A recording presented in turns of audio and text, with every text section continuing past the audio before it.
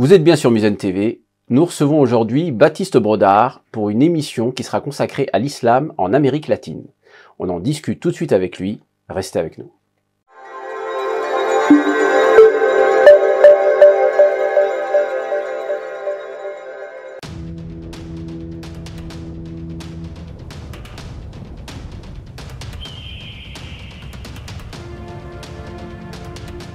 Baptiste Brodard, bienvenue sur Muzen TV.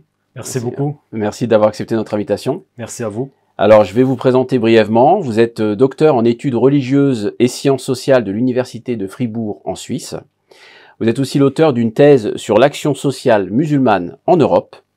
Et vous concluez actuellement 18 mois de recherche en post-doctorat sur les communautés musulmanes autochtones en Amérique latine. Exactement. Alors, notamment le Mexique, la Colombie et aussi une parenthèse sur le Brésil, au Brésil. Tout à fait. Voilà. Alors justement, c'est la raison c'est le sujet de cette émission, l'islam en Amérique latine. Donc la première question que je vous pose, Baptiste Brodard, c'est est-ce que vous pouvez nous dresser un profil des communautés musulmanes que vous avez rencontrées dans ces différents pays? Très bien. Tout d'abord, merci beaucoup pour l'invitation et je suis heureux d'intervenir sur cette thématique peu connue en France. Par rapport au profil des communautés musulmanes, je mets l'accent d'abord sur le côté autochtone. C'est-à-dire que dans mon étude, il s'agit de s'intéresser et de se focaliser sur les communautés de musulmans convertis ou fils, filles directes de personnes converties.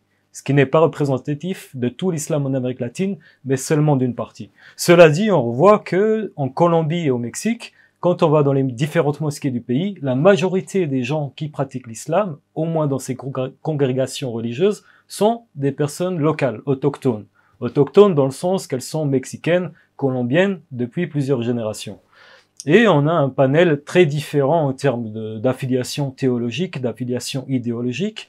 Alors, combien de personnes? Alors, avant de parler du profil, peut-être juste pour avoir un repère, il est question de combien de fidèles, combien de musulmans dans ces pays, numériquement parlant? Il est très difficile d'avoir une estimation claire et on doit différencier deux types de populations musulmanes. Celles qui se rendent dans les congrégations, et on peut en avoir une idée en faisant un travail empirique, analytique, qualitatif, en se rendant directement dans les lieux de culte, mais on a aussi des centaines, voire des milliers de personnes musulmanes converties à l'islam qui ne se rendent pas forcément à la mosquée. Du coup, aucune statistique précise n'existe. On parle seulement de quelques milliers de musulmans en Colombie, de quelques milliers de musulmans au Mexique également, ce qui est statistiquement faible, mais qui représente un chiffre intéressant compte tenu de l'évolution très rapide depuis à peu près 10, 20, 30 ans.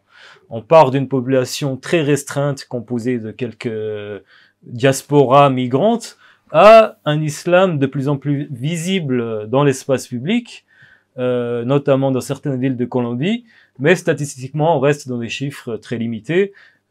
Pour vous dire un chiffre tout de même, en Colombie, on parle d'à peu près une vingtaine de mosquées ou de congrégations musulmanes.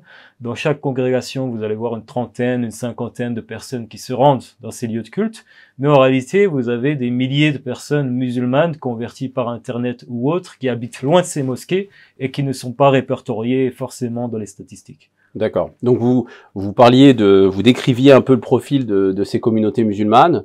Voilà, quelles sont-elles? On peut peut-être commencer. Alors, quel est le pays qui a la présence musulmane la plus ancienne dans les pays que vous avez étudiés? Si on parle de population musulmane autochtone, on voit que la Colombie est un cas particulièrement intéressant parce que la première communauté musulmane complètement locale date déjà des années 60. 1960 à peu près, dans la ville de Buenaventura, qui est située sur la côte pacifique et qui est venue de la présence de marins américains de la Nation of Islam. Vu qu'il y avait une communauté d'intérêt ou d'intérêt politique entre les Afro-Américains des États-Unis et les Afro-Colombiens de cette ville, il y a eu une entrée de l'islam par le biais de la secte Nation of Islam dans un premier temps et ensuite une conversion vers le sunnisme puis vers le chiisme. Aujourd'hui, cette communauté existe toujours avec à peu près 60 ans d'ancienneté, ce qui est un cas extraordinaire et exemplaire pour l'Amérique latine parce que dans les autres contextes, les communautés autochtones sont plus récentes. Donc c'est Bogota. Non, Buenaventura.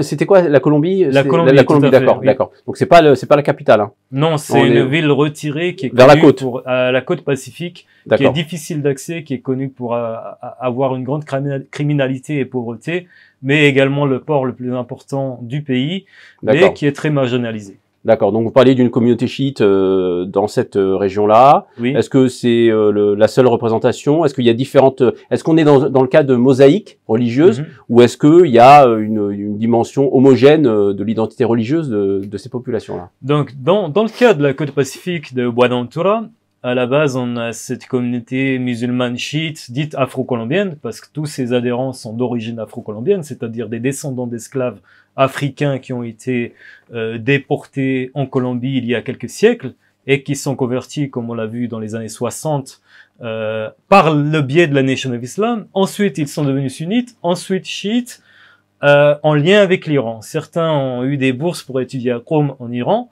Du coup, toute la communauté s'est retrouvée liée idéologiquement, théologiquement au schisme duodécimain d'Iran. Mais aujourd'hui, ce qui est intéressant de constater dans la même ville, on a un retour, parallèlement à cette histoire, on a un retour de migrants clandestins des États-Unis qui ont connu l'islam dans les prisons américaines, par le biais de l'influence aussi afro-américaine dans le milieu carcéral. Donc Nation of Islam aussi? Sunnisme oui. Avec une tendance de base de Nation of Islam, mais comme beaucoup sont devenus sunnites, on a cette présence aujourd'hui par-dessus tout sunnite, mais influencée par le monde carcéral et par l'islam qu'ils ont pu découvrir dans le contexte américain. Ce qui fait qu'aujourd'hui, on compte 2 communautés dans la ville, mais la communauté chiite est beaucoup plus importante historiquement et également en termes de moyens et d'organisation. D'accord. Alors alors on va parler de tous les pays, puis après on viendra sur le rapport que ces différentes communautés autochtones, ça c'est très important, on reviendra peut-être là-dessus, entretiennent avec la culture nationale de leur pays. Donc vous avez parlé de la Colombie, voilà. Est-ce que, alors le Mexique, le Brésil, est-ce que c'est le même cas de figure? Est-ce que c'est différent? Comment ça se passe? Quel est au niveau du profil, une fois de plus, de ces communautés musulmanes? Oui, tout d'abord, quand on essaye de dresser une cartographie finalement de la présence musulmane en Colombie et au Mexique, c'est ce qu'on essaie de faire, on est obligé d'aller sur le terrain et de travailler par étude de cas. Tellement les cas sont divers et différents. Et le cas de Buenaventura dont on vient de parler est un cas emblématique de Colombie qui a un équivalent au Mexique, bien sûr avec des manifestations très différentes. Pourquoi je dis équivalent? Parce qu'au Chiapas, depuis 1995, on voit également une communauté complètement autochtone, mais ici, il s'agit de personnes indigènes, de personnes tzotzil de la région du Chiapas, dans la ville de San Cristobal de las Casas, qui est une tribu locale amérindienne, comme on dit en français, ou indigène, et qui s'est constituée par le biais de l'activisme du groupe Mourabitoun venu d'Espagne. Et aujourd'hui, cette communauté a déjà 27 ans d'ancienneté avec beaucoup de transformations idéologiques et théologiques à travers les années. Mais il s'agit d'un autre cas emblématique ici au Mexique qui montre également la pénétration de l'islam dans des zones très inattendues finalement. Alors parler de communauté Mourabitoun, enfin par rapport à cette filiation, peut-être quelques mots pour comprendre, pour expliquer à notre public, voilà. Avoir une idée de quel type de vision de l'islam, de quelle pratique de l'islam il peut s'agir. Pour rester bref, quand même, ouais. on peut peut-être dire 2 mots sur la communauté Mourabitoun, qui est issue d'un cheikh qui s'appelle Yann Dallas, dit Abdelkader al-Soufi, d'origine écossaise, qui a lancé un mouvement malikite soufi en Europe et qui s'est affirmé notamment en Espagne. Et dans les années 90, plusieurs missionnaires, entre guillemets, de ce groupe espagnol se sont rendus au Chiapas à l'heure où il y avait une rébellion zapatiste contre l'État mexicain. Et cette confrérie Mourabitoun, cette organisation, a cru pouvoir convertir, si vous voulez, les responsables de la rébellion pour constituer une certaine terre musulmane dans la région du Chiapas. L'histoire date de cette époque, en 95. Par contre, le groupe zapatiste n'a pas adhéré à l'islam, mais d'autres personnes locales se sont converties. Et ici, on peut parler de conversion collective, ce qui est très intéressant. Parce que les conversions se sont faites sur un mode familial. On est parti, par exemple, d'un grand-père ou d'un père de famille qui se convertit, et finalement, toute sa famille, plus ou moins éloignée, s'est convertie, ce qui a abouti en quelques années à 800 nouvelles conversions à l'islam dans une petite ville. Donc là, on parle de la fin des années 1990. Dans cette ville de San Cristóbal de las Casas, on retrouvait jusqu'à 800 personnes musulmanes. Aujourd'hui, on en voit seulement 200, ce qui représente un déclin de 75%, ce qui pose beaucoup de questions concernant la pérennité des communautés musulmanes et surtout de la division idéologique. Alors, avant de parler de la question justement de l'avenir, de la transmission ou du déclin de ces communautés religieuses, est-ce que ces exemples que vous avez donnés, est-ce qu'ils sont représentatifs de l'islam dans ces différents pays? Ou est-ce que, comme vous le disiez tout à l'heure, chaque localité ou chaque région a sa spécificité? Est-ce que les autochtones de l'islam dans ces pays-là sont situés spécifiquement dans les régions que vous avez indiquées? Ou est-ce qu'il en existe dans d'autres régions que vous n'avez pas étudiées? Voilà, l'idée, en fait, il s'agit de comprendre, de cerner la portée finalement de la description que vous avez faite de l'islam par rapport à l'ensemble du pays. Voilà, est-ce que c'est emblématique, représentatif de l'islam soit en Colombie ou au Mexique? Alors, on ne peut pas parler de cas représentatifs. Tellement les régions sont différentes, tellement les dynamiques, de chaque région divergent fortement. Chaque congrégation musulmane a ses propres caractéristiques, ce qui fait qu'il est impossible de parler de cas représentatifs pour toute l'Amérique latine quand il s'agit d'islam. On est dans un laps de temps très réduit avec des dynamiques très localisées qui fonctionnent différemment. Par contre, on peut parler de cas emblématiques, de cas illustratifs de l'affirmation d'un islam autochtone, qui est particulièrement intéressant à l'échelle mondiale, parce qu'il s'agit de zones dans lesquelles on retrouve pratiquement aucune trace de migration musulmane, mais où il existe désormais plusieurs mosquées, plusieurs congrégations musulmanes, venues à la fois d'un terrain fertile, propice à de nouvelles formes de religiosité, et à la venue d'acteurs prosélytes étrangers, qui fait qu'il y a eu un noyau de nouveaux musulmans locaux, autochtones, et finalement la création de dynamiques particulières. Donc, je propose d'utiliser le terme emblématique. On peut utiliser aussi le terme illustratif, mais pas représentatif. Car chaque région est différente. Pourquoi on parle souvent de ces deux cas? Car historiquement, c'est les cas les plus flagrants.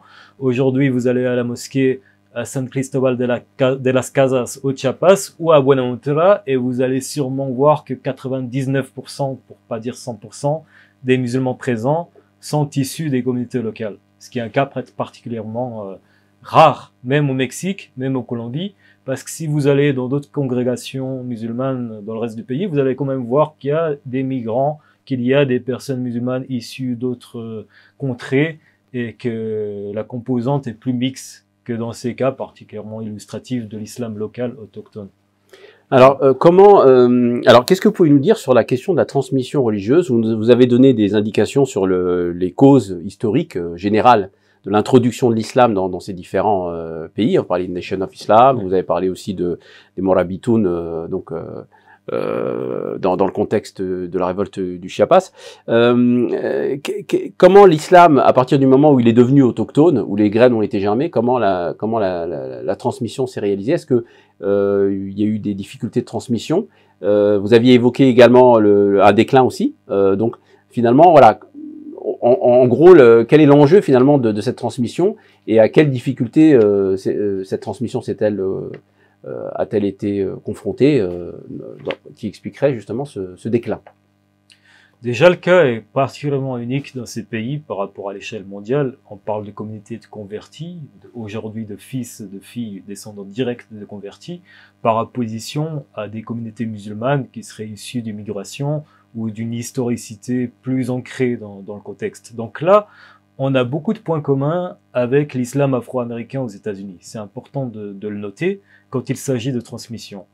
Comme on voit qu'aux États-Unis, l'islam afro-américain est lui-même sujet à des crises, à des déclins générationnels, j'ai remarqué aussi sur les terrains colombiens et mexicains des difficultés pour ces communautés musulmanes relativement nouvelles à perdurer, à s'inscrire dans une pérennité, par le fait que les nouvelles générations, donc leurs descendants directs, ne suivent pas forcément la foi de leurs parents vu les pressions culturelles, sociales, contextuelles. Cela dit, il existe une continuité de plusieurs décennies dans le cas colombien et de quelques décennies aujourd'hui dans le cas du Chiapas. Mais quand on voit que 75% des personnes converties à l'islam au Chiapas sont sorties de la foi musulmane, on peut quand même se poser des questions sur cette pérennité. Quels sont les critères? Quelles sont les causes, les facteurs? Est-ce que c'est la pression, parler de pression sociale? Est-ce que l'islam est mal accepté dans ces régions par le reste de la population? Un premier facteur est interne à l'organisation musulmane, surtout dans le cas du Chiapas. Et ce facteur vient de la division entre sectes, entre guillemets, c'est-à-dire entre groupes ou entre courants musulmans concurrents. On est passé d'une mosquée, donc d'une congrégation musulmane unique au Chiapas en 95, qui était liée au groupe des Morabitoun, à 5 communautés musulmanes distinctes aujourd'hui. On peut les citer. Il y a un deuxième groupe historiquement sunnite de tendance plutôt salafi, un troisième groupe sunnite de tendance traditionnaliste, donc hanafite et soufi, un quatrième groupe qui a adhéré à la tendance ahmadiyya, donc qui est considéré comme hétérodoxe par la majorité des musulmans, et un cinquième groupe qui s'inscrit dans l'école de la Süleymanjiya de Turquie, donc les Süleymanji turcs, qui sont arrivés beaucoup plus tardivement, aussi, je crois, non? Qui ont une tendance soufie très turque nationaliste et qui sont venus directement par un activiste, par un groupe d'activistes turcs il y a à peu près 2 ans, qui créent des madrasas dans différents pays d'Amérique latine, tout en envoyant leurs meilleurs élèves en Turquie pour essayer de s'imposer comme des nouveaux acteurs de la communauté musulmane.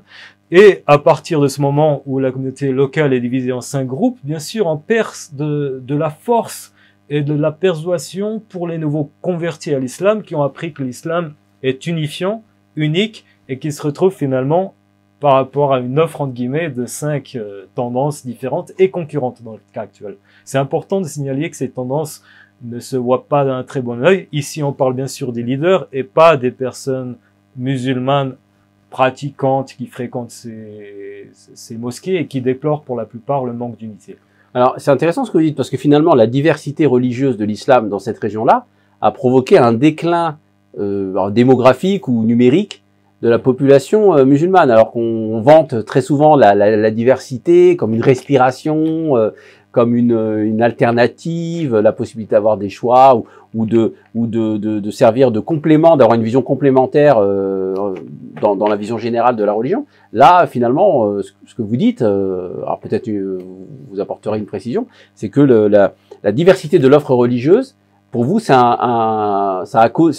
l'une des causes du déclin numérique de la population musulmane dans cette région. Dans cette région, oui. Dans ce contexte particulier, je soutiens que c'est une des causes du déclin et je vais expliquer pourquoi par un cas très concret. On prend l'année 2021, donc l'année dernière, la période du Ramadan.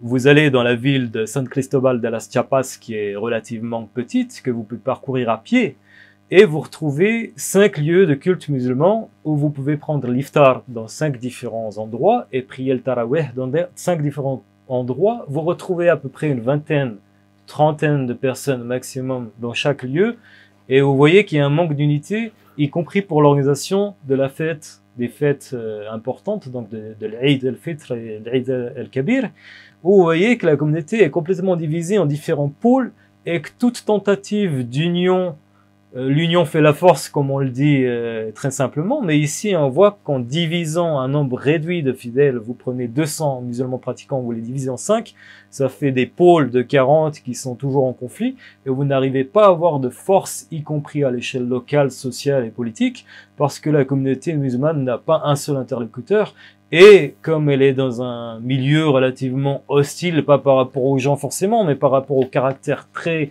minoritaire, vous voyez que cette division inquiète et finit par décourager certains musulmans qui aussi sont à la recherche de l'islam authentique et qui se ne retrouvent plus parmi toutes les différentes obédiences, les différentes influences. Ça, c'est pour le cas du Chiapas. Si maintenant on retourne au cas de Buenaventura en Colombie, on voit qu'il y a un autre facteur qui explique le déclin progressif de la communauté et qui est surtout expliqué par le manque de transmission générationnelle.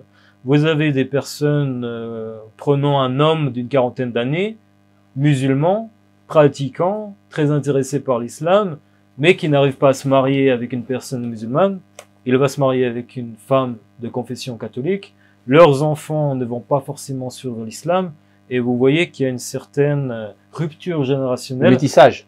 Un métissage religieux parce que c'est le même, une perte de religiosité musulmane avec les nouvelles générations qui finalement trouvent plus d'intérêt à rester catholiques ou à devenir catholiques plutôt qu'à suivre la religion de leur père. Encore une fois, c'est lié aux facteurs socio-culturels où la pratique musulmane ne va pas de soi. Où finalement, être musulman dans ces pays, paradoxalement, d'un côté, on voit qu'il y a beaucoup moins d'islamophobie et beaucoup plus de liberté religieuse qu'en Europe, mais également, et cela est un paradoxe, beaucoup plus de difficultés à pratiquer en fonction du caractère très minoritaire de la population musulmane. Donc il n'y a pas de culture de la minorité, parce que historiquement, des minorités musulmanes ont réussi à conserver leur identité religieuse dans des contextes de tension où elles étaient minoritaires, et là, ça n'a pas fonctionné. Alors, du fait aussi peut-être que ces communautés étaient toutes jeunes aussi. Exactement, on n'a pas cette fragilité aussi de la jeunesse. Ouais. C'est important de préciser ici qu'on n'a pas le recul nécessaire pour tirer des conclusions. L'histoire se déroule actuellement, mais on voit qu'il y a eu un pic, une ascension assez fulgurante et un déclin. Quand on parle de déclin, aujourd'hui, il y a encore une présence. Donc on ne peut pas dire qu'il s'agit d'un échec, mais d'une certaine force à contre-courant qui fait que la prédication musulmane rencontre des difficultés, surtout pour ces facteurs générationnels.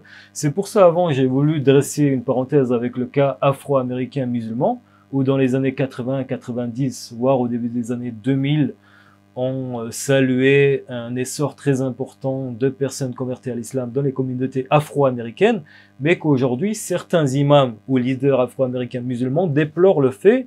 Il y a un article là-dessus qui est aux États-Unis, vous voulez dire? Aux États-Unis, tout à fait. Voilà. Et je fais le parallèle parce que pour moi, c'est à peu près le même processus qui se déroule, surtout venant surtout du fait de la difficulté à se marier avec des personnes de la même confession et de la difficulté à élever des enfants dans cette voie religieuse qui semble... Pourquoi la difficulté? Pourquoi des musulmans, des hommes et des femmes musulmans ne peuvent pas se marier ensemble?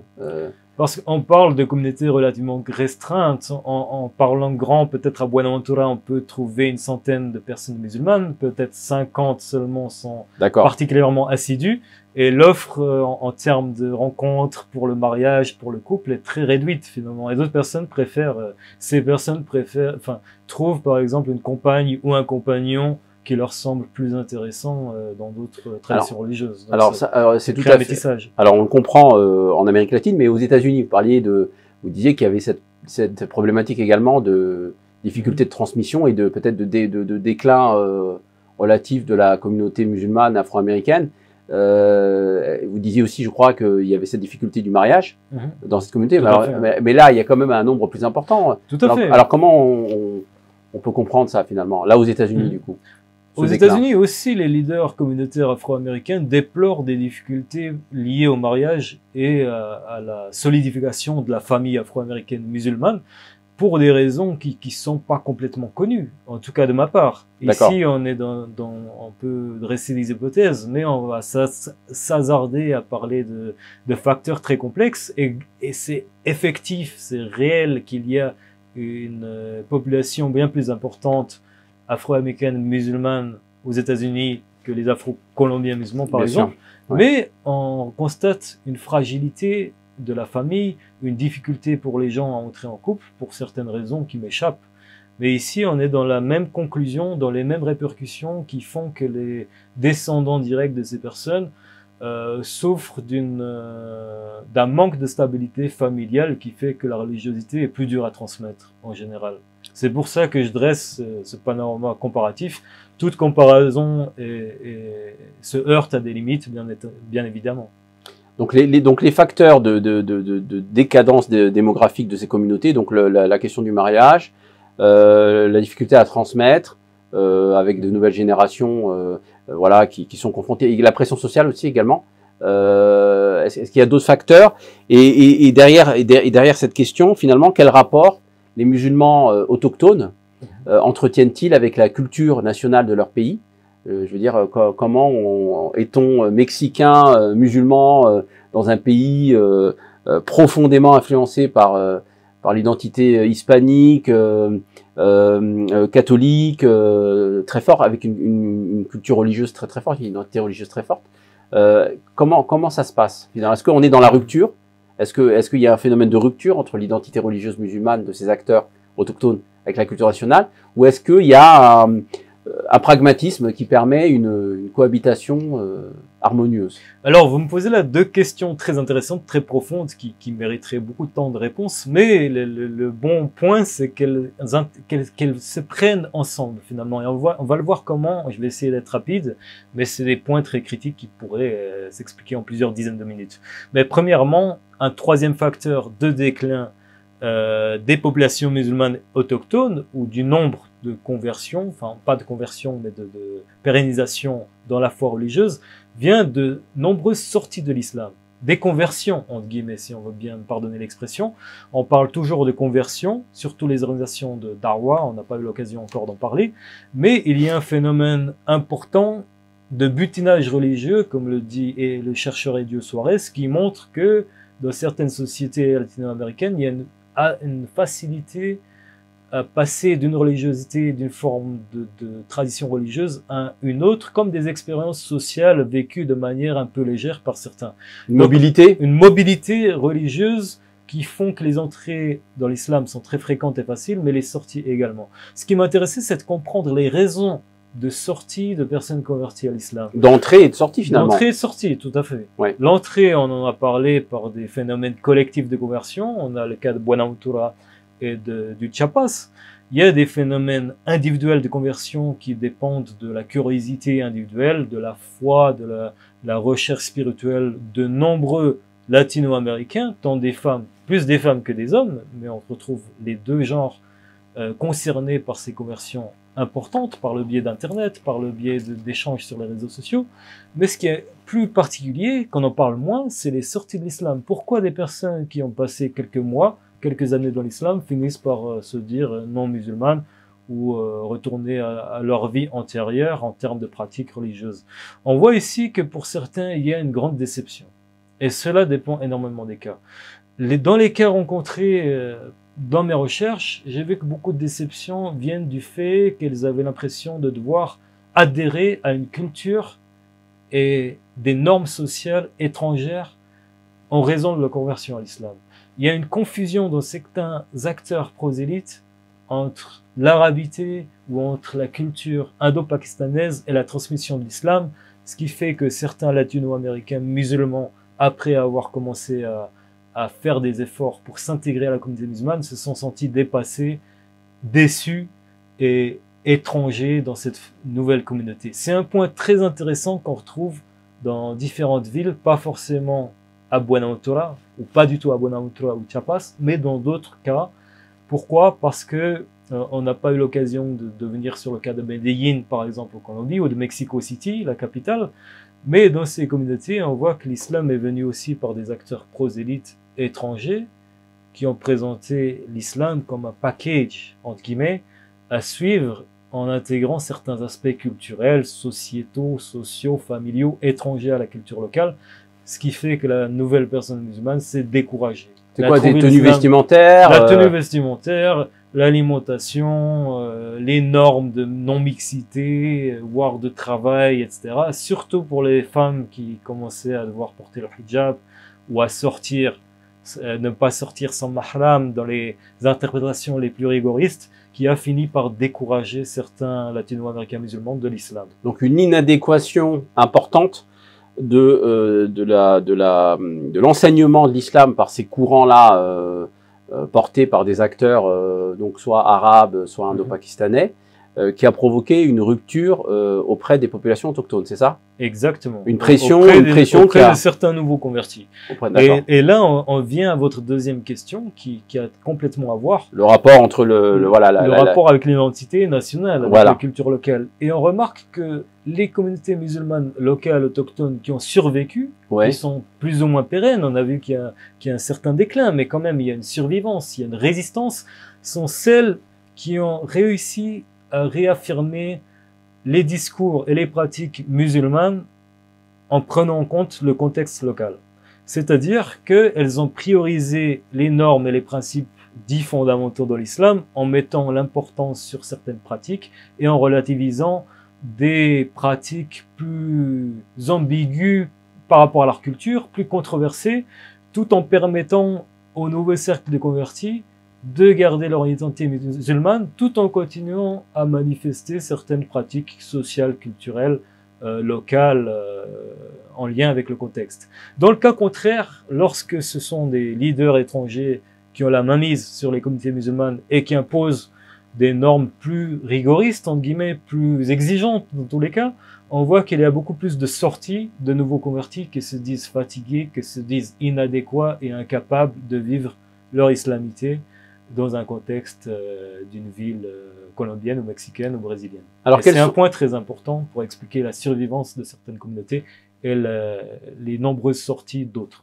Alors quels sont les éléments que ces communautés qui ont réussi à marier leur islamité, leur religiosité musulmane avec leur identité nationale ou leur culture nationale, quels sont ces éléments, quelles valeurs ou quelles pratiques de l'islam sont devenues importantes pour elles, et quels sont les éléments qui ont été, disons, relégués à un plan plus secondaire, voire même des pratiques ou des valeurs ou des éléments de discours qui ont été considérés comme incompatibles ou provoquant une rupture avec l'identité nationale. Donc, dans les deux cas. Voilà.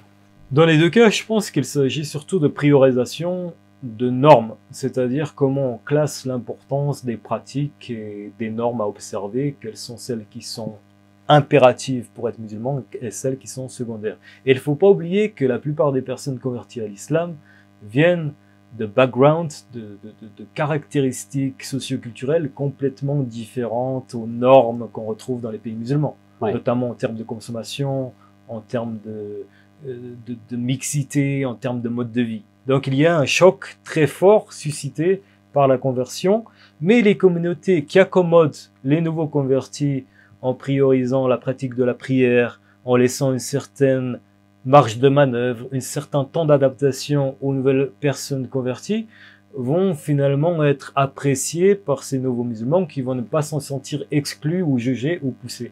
Ici, dans le cas de Buenaventura, sur la côte pacifique, donc la communauté afro-colombienne, on voit concrètement que beaucoup de femmes de cette communauté portent le hijab, le voile, de manière assez sporadique. Certaines le portent, d'autres pas du tout. Et bien sûr, elles le portent pour la prière, mais hors de la prière, on voit que c'est une pratique qui n'a finalement pas grande importance. Y compris, et cela peut choquer certaines personnes dans le contexte francophone, la consommation de viande halal. Certaines communautés vont enseigner que toute viande est haram, interdite, à l'exception de la viande sacrifiée, ce qui fait que les personnes concrètement ne peuvent plus consommer de viande, sauf si elles abattent eux-mêmes l'animal en question.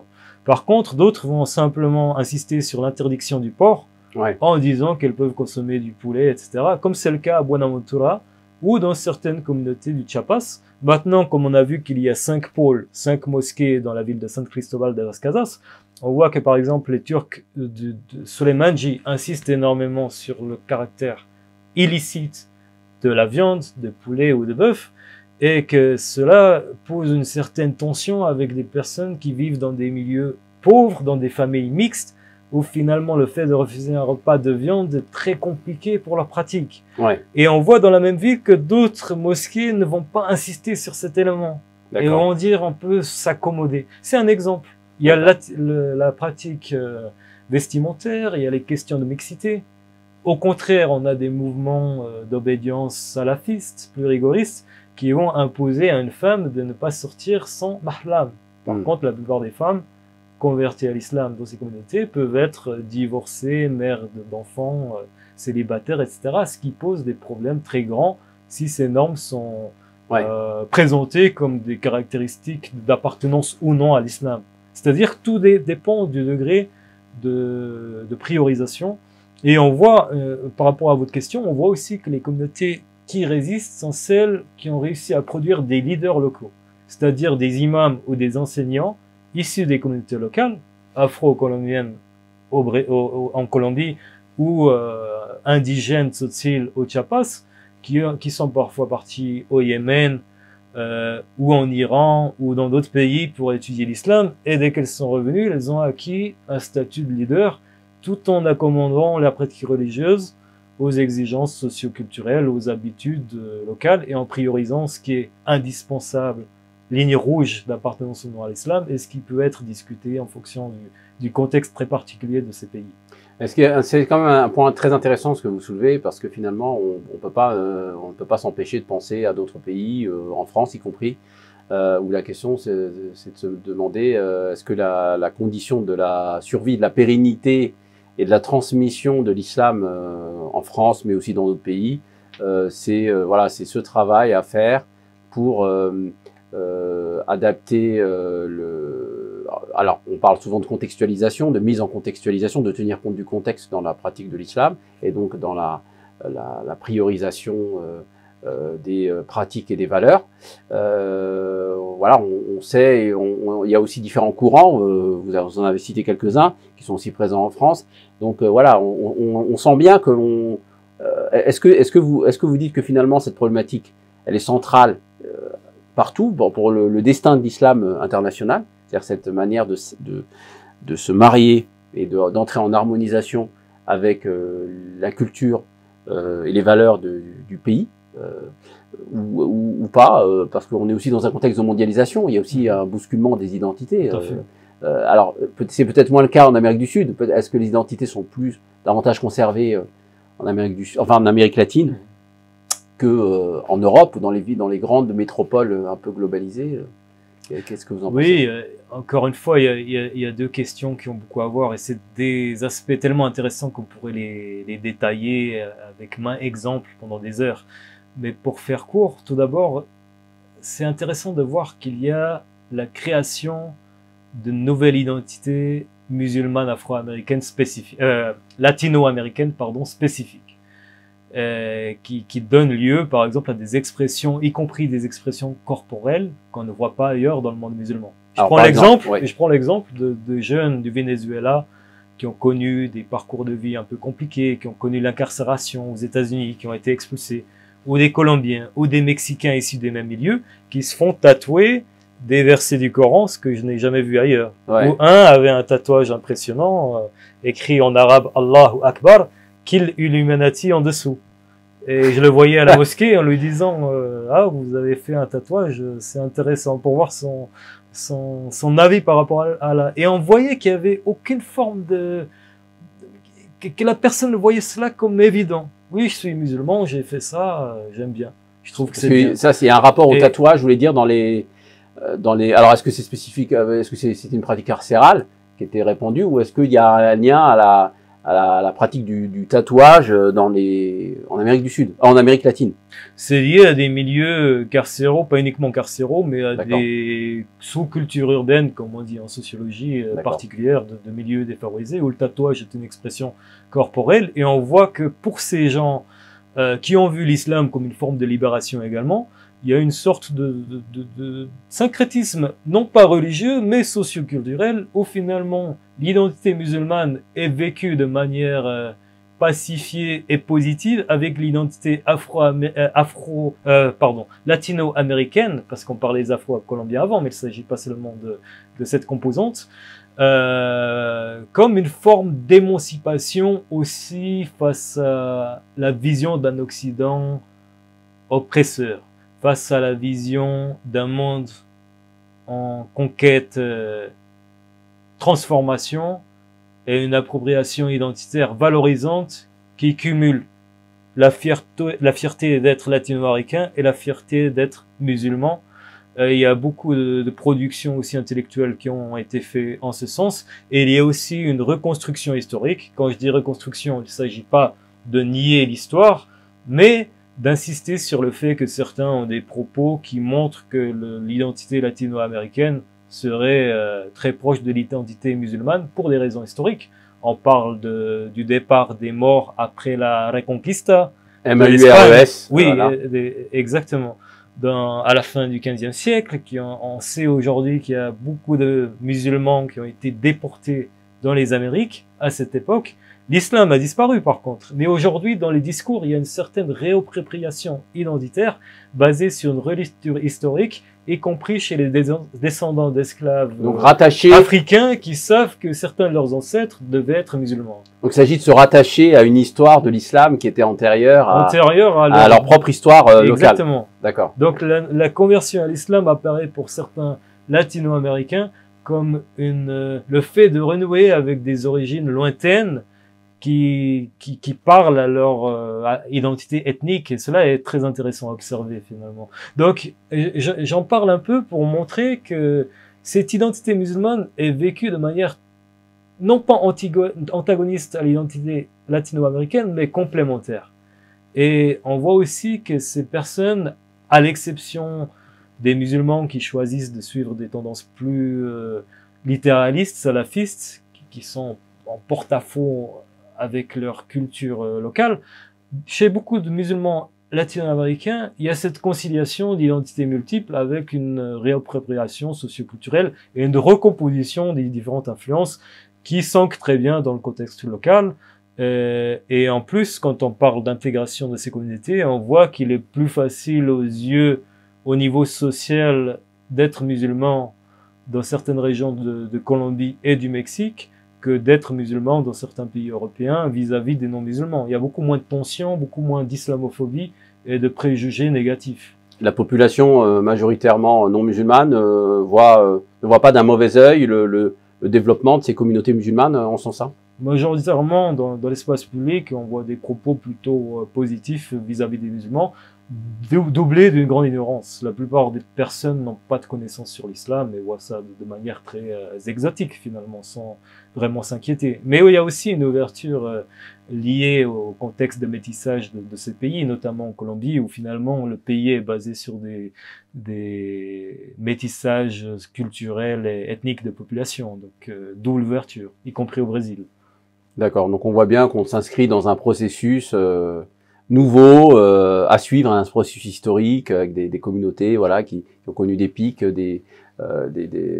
certaines phases de déclin, mais qui se réinventent en permanence et, tout à fait. Et avec aussi des conversions, enfin une mobilité très forte dans les deux sens, dans les deux sens, dans les entrées en islam dont on parle beaucoup sur les réseaux, mais aussi de sorties, avec parfois des exagérations. Dans les cas brésiliens, vous avez on n'a pas parlé du Brésil. On n'a pas parlé encore, mais c'est très semblable parce que d'un côté, il y a une surestimation très forte du nombre de latino-américains convertis à l'islam dans les favelas brésiliennes. Moi, j'ai été sur place directement pour constater ce qu'il en était. Donc, dans la périphérie de Sao Paulo, dans certaines favelas, j'ai essayé de rencontrer des musulmans. J'en ai rencontré, mais ils m'ont dit on est une quarantaine ici, mais on connaît pas d'autres cas dans la région. Donc, c'est un cas très minoritaire, mais cependant existant. Donc parfois, il faut se méfier aussi des évaluations de la darwa en Amérique latine. Cela dit, il y a un mouvement très fort, très important, un rôle très visible d'activisme d'acteurs prosélytes, d'acteurs musulmans engagés dans la darwa, qui voient l'Amérique latine comme le dernier terreau vierge à exploiter pour justement la propagation de l'islam. C'est cela qui fait qu'aujourd'hui, si vous allez dans la ville de Mexico, la capitale Mexico City, vous allez rencontrer 7 différentes obédiences musulmanes. Et en Colombie également. Ce qui étonne par rapport au caractère, au nombre relativement restreint de musulmans, mais vous voyez toutes les tendances, du tabligh au salafisme, en passant par certaines turuq soufiyya, en passant par l'ahmadiyya, en passant par le schisme duodécimain et d'autres mouvances. Alors tous ces courants-là, leurs partisans, est-ce que parmi leurs partisans, majoritairement ce sont des étrangers, des musulmans qui peuvent venir travailler ou est-ce que ce sont tous des autochtones? Non, c'est parmi leurs suiveurs, oui, vous avez une majorité d'autochtones et certains migrants également. Parce qu'aujourd'hui, il y a une migration croissante, y compris des pays arabes dans certaines villes. Bon, on n'a pas parlé de ce sujet parce que c'était pas le focus, Mais la plupart des communautés, à part les 2 études de cas mentionnées préalablement, sont des communautés plus ou moins hybrides, avec peut-être 80% de convertis, donc d'autochtones, et une vingtaine de pourcents quand même de migrants de différents pays. D'où les interpénétrations et les influences réciproques entre toutes les composantes. Mais c'est important de parler des acteurs venus explicitement de pays étrangers pour la Darwa. C'est-à-dire qu'ici, on ne parle pas de migrants. On parle de personnes... De missionnaires. Missionnaires. Ouais. Et surtout de la part de pays comme la Turquie, mais aussi de certains groupes salafistes égyptiens qui n'ont rien à voir avec l'État égyptien, mais qui sont composés en Égypte pour avoir des projets de Darwa en Amérique latine. Et ces personnes vont avec un agenda assez clair sur des objectifs en termes de diffusion de l'islam, de conversion et d'éducation religieuse. Par contre, entre elles, elles ont souvent des rapports très conflictuels vu la compétition idéologique et théologique. Et au Brésil, l'entrée de l'islam, c'était aussi par le jeu des influences afro-américaines, comme au Mexique, comme en Colombie, ou est-ce que c'était d'autres facteurs encore? Le Brésil est un cas différent parce que la présence migratoire musulmane originaire du Moyen-Orient et du Proche-Orient est beaucoup plus importante. Donc la plupart des musulmans brésiliens sont d'origine libanaise jusqu'à aujourd'hui. Les convertis sont beaucoup moins nombreux en pourcentage qu'en Colombie et au Mexique. Mais le cas des favelas est intéressant parce qu'elle montre justement cet islam local autochtone. Dans les favelas, très peu de migrants s'y rendent, enfin aujourd'hui un peu plus, mais on a aussi cette vision d'un islam local. Par contre, comment ça se manifeste cet islam? Je veux dire, c'est quoi? C'est on mange pas de porc, on prie ou peu de personnes prient, mais alors, c'est-à-dire, quels sont les marqueurs? Quels sont les marqueurs de cette appartenance à l'islam chez ces communautés autochtones au Brésil et peut-être, alors vous avez donné quelques exemples pour les autres pays, mais au Brésil par exemple Au Brésil, en fait, on peut donner un cas concret d'une mosquée dans une favela, donc un quartier défavorisé, réputé pour sa violence, etc., éloigné du centre-ville, où on retrouve une mosquée dirigée par un Brésilien converti à l'islam, qui a eu Le prêche est en portugais? Le prêche est en portugais, mais la personne est complètement arabophone. Moi-même étant arabophone, je pensais qu'il était d'origine arabe, tellement il parlait bien. Et il m'a dit qu'il était autodidacte, qu'il a découvert l'islam sur Internet et qu'il s'est converti, puis qu'ensuite il a commencé à étudier. Et il est très jeune, âgé seulement de 22 ans. Il porte le qamis et la chichia. Il prêche en arabe, mais traduit en portugais. Est très actif sur Internet et a commencé des activités de Darwa. Finalement, il est rejoint par des Brésiliens locaux qui sans affiliation à un courant de l'islam sans affiliation claire, avec des influences diffuses par ses études autodidactes sur Internet, mais très dur de le situer dans un courant particulier vu des influences un peu différentes. D'accord. Et comment se manifeste la pratique religieuse? Bien sûr, les prières sont organisées à la mosquée, surtout le Jumu'ah. La plupart des personnes de la communauté essayent d'aller à Jumu'ah. Des cours sont organisés. Les 5 prières sont également assurées, mais avec très peu de personnes qui s'y rendent. Et on voit une expression vestimentaire particulière qui fait que beaucoup de personnes, y compris en Colombie, dans la ville de Buenaventura, aiment apporter la chichia. Ou, comment on dit ça, kofi. Peu importe la terminologie, je ne sais pas laquelle on utilise en France actuellement. Ouais. Mais souvent là-bas, on l'appelle le kofi. Ouais. Et on porte cela comme un signe d'expression de son identité musulmane. Donc des fois, les personnes sont en t-shirt, avec un short long ou un baggy et des baskets, mais avec le koufi. Et elles se demandent pourquoi d'autres personnes ne portent pas la chichia. Moi, on me l'a demandé plusieurs fois, mais t'as pas ton chapeau. C'est vu localement comme un signe d'appartenance qui fait aussi que les personnes se reconnaissent dans les espaces publics et s'identifient comme musulmanes. Les prénoms, est-ce que pour les communautés autochtones musulmanes, est-ce que dans l'attribution des prénoms quand il y a des enfants, bon, on a parlé des difficultés de mariage, etc., mais quand ça se déroule dans des familles musulmanes, est-ce que on fait le choix de prénoms voilà, qui sont souvent arabes ou en référence au Coran par rapport à la langue, ou bien est-ce que on prend des prénoms locaux En général, déjà, quand il y a un processus de conversion, la personne prend un nom dit musulman. À l'état civil? Non, de manière informelle. De manière informelle, donc d'accord. il garde son nom Eder, peu importe, on va pas citer des ouais. noms, mais en se faisant appeler Abdel Karim, Abdel Malik, Mohamed. Et il se fait appeler comme ça dans la communauté, tout en gardant son nom à l'état civil ou dans les milieux extérieurs. Quand les deux parents sont des musulmans, on a une tendance à baptiser l'enfant avec un prénom à consonance arabe ou pour certains musulmans, entre guillemets. Même à l'état civil? Oui, également à l'état civil, mais quand les deux parents sont musulmans, dans ce que j'ai observé, quand le couple est mixte, c'est beaucoup plus dépendant. C'est très différent. D'accord. Mais on a cette sorte de volonté de manifester d'un côté son adhésion à l'islam par des signes plus ou moins ostentatoires, tout en restant fier d'être, ou fier, conscient en tout cas d'être latino-américain. Et on a beaucoup moins de problèmes, à mon avis, de manière identitaire aussi, par rapport aux facteurs déjà socioculturels des sociétés qui acceptent plus facilement le métissage. Ouais. Vis-à-vis de l'Europe ou de la France, mais également par le fait que ces communautés sont très limitées et ne représentent pas un danger finalement pour les pays. Il n'y a pas de pression sociale manifeste. Pas de pression sociale pour l'instant. Très peu d'islamophobie, beaucoup d'ignorance quand même par rapport à l'islam. Il y a une islamophobie grossière dans les médias, mais qui ne descend pas vraiment au niveau de la population, que ce soit en Colombie, au Mexique, et il y a beaucoup de curiosité.